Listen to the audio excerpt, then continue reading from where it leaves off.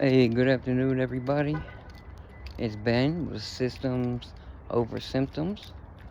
We're in Module 3 here, Lesson 2, and this is about knowing what really spikes your blood sugar, Obviously, the number one thing is food, drink. We all know about the food, the drink spikes your blood sugar. Another thing that does is it's called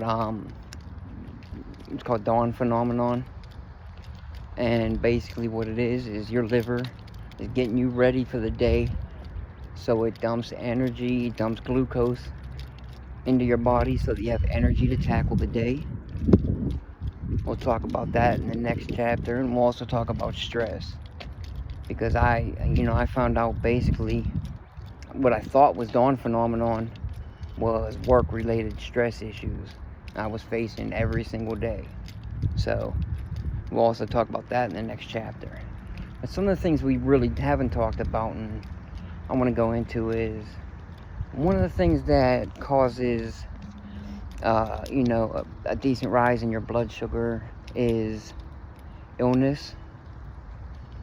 The illness changes the hormones in your body. It also raises cortisol, which can spike your blood sugar.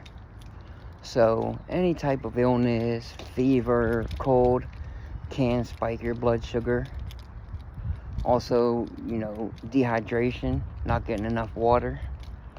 That's definitely one of the bigger, factors of spiking your blood sugar, because if you don't have as much water in your bloodstream to thin out your blood and that glucose, then your glucose reading is going to be higher. Sleep patterns, bad sleep patterns, that will also spike your blood sugar.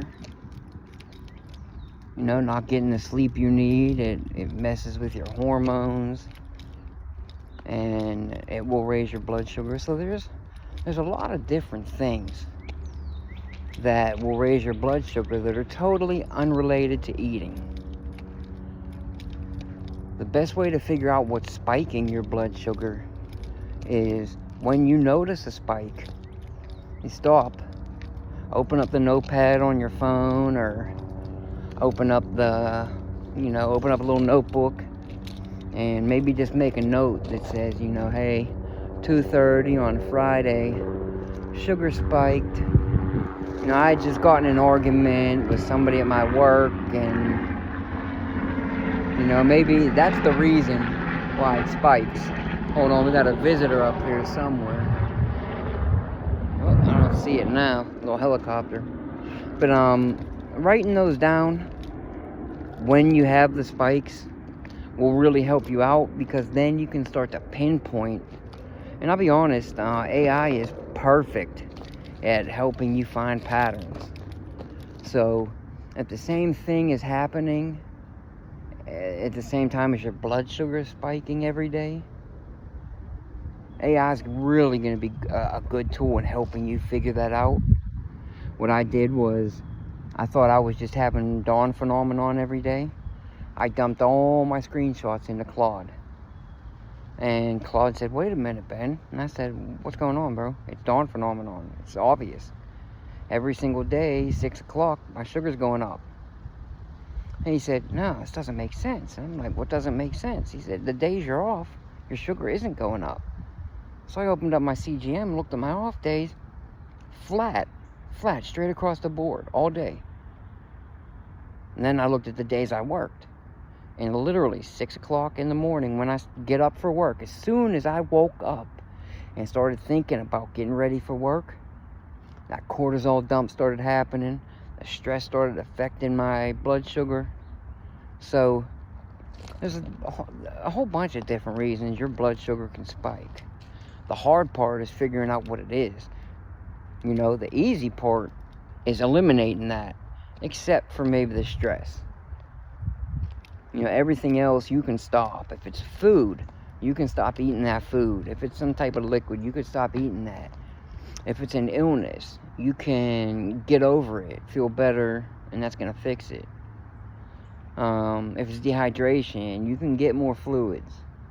But stress, you can't just shut that off. Now, I mean, honestly, when I talked to my work about they were causing these jumps in my sugar because they were literally at the time expecting me to do everything, they said to me, stress is in your head. So if you don't worry about it, it's not going to stress you out. Well, you know what? That just saved everybody in the whole world. If it was that easy to handle stress, I'd be a millionaire. Because I'd be selling everybody the answer, you know? Hey, everybody, I know how to get through stress. Oh, medicine? No, you don't need medicine. Therapy? No, you don't need therapy. Just don't think about it. All right.